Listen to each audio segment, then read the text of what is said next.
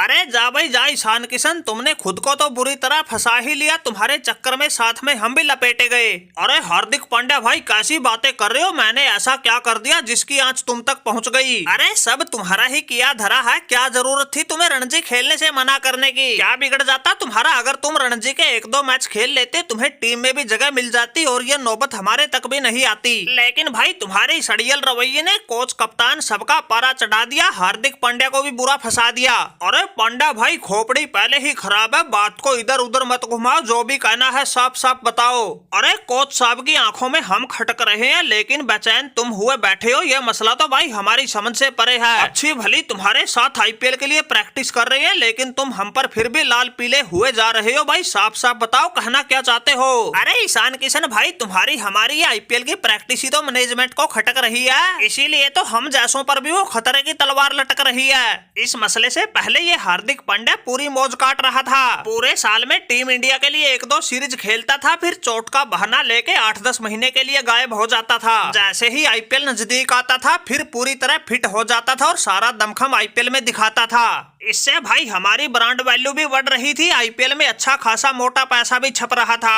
और बाकी खिलाड़ियों की तरह पूरे साल गर्मी सर्दी में तपने से भी पीछा छूट रहा था।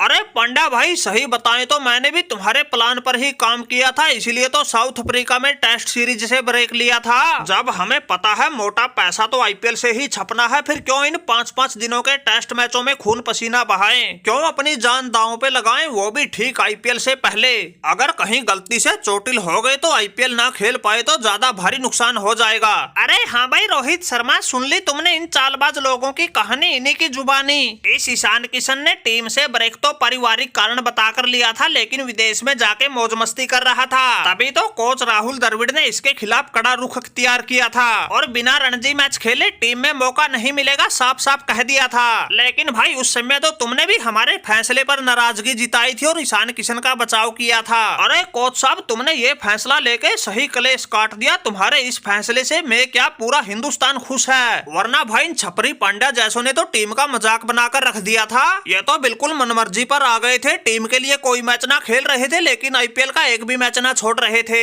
इन लालची लोगों की वजह से टीम तो हारती ही थी, साथ में खेल प्रेमियों का भी दिल टूटता था। अरे रोहित शर्मा भाई बस तुम देखते रहो, ये तो हमने शुरुआत ही की है। टीम इंडिया से ज्यादा आईपीएल को महत्व देने वालों का ऐसा पक्का इलाज कर दूंगा, इन्होंने सपने में भी नहीं सोची होगी। अब वो पहले वाला झोल नहीं चलेगा, टीम इंडिया से इनका कॉन्ट्रैक्ट भी बंद होगा और टीम में जगह बनाने के लिए रणजी मैचों में पसीना बहाना होगा, अपने आप को वहां साबित करके दिखाना होगा, तब कहीं जाकर टीम में जगह मिलेगी। फिर उसमें चाहे ईशान किशन हो या हार्दिक पांड्या कोई नहीं बख्शा जाएगा। अरे कोच साहब अगर तुम ये इतने कठोर कदम पहले ही उठा लेते फिर हम ये बड़े बड़े टूर्नामेंट इतनी आसानी से नहीं गवाते। अरे कोच और कप्तान ये बातें कहना आसान है लेकिन लागू करना बड़ा मुश्किल है। अब ब्रेक तो कोहली ने भी ले रखा है लेकिन तुम्हारी मर्दानगी का असली पता तो तब चलेगा जब तुम कोहली को भी रणजी खेलने के लिए कहोगे, फिर पता चलेगा तुम लोग सच में ही टीम इंडिया के बारे में सोचते हो या तुम्हारे निशाने पर सिर्फ हार्दिक पांड्या जैसे ही थे। अरे ओ छपरियों के सरदार, खेल प्रेमियों को धोखा देने वाले टीम के गद्दार लालची पांड्या, कोहली भाई के बारे में कुछ नहीं कह देगा। कोहली ने तो अपना एक एक दिन टीम इंडिया के नाम किया है, अब उसको कुछ घरेलू समस्या आ गई तो उसने ब्रेक लिया है। वो तुम्हारी तरह लालची और फरेबी नहीं है।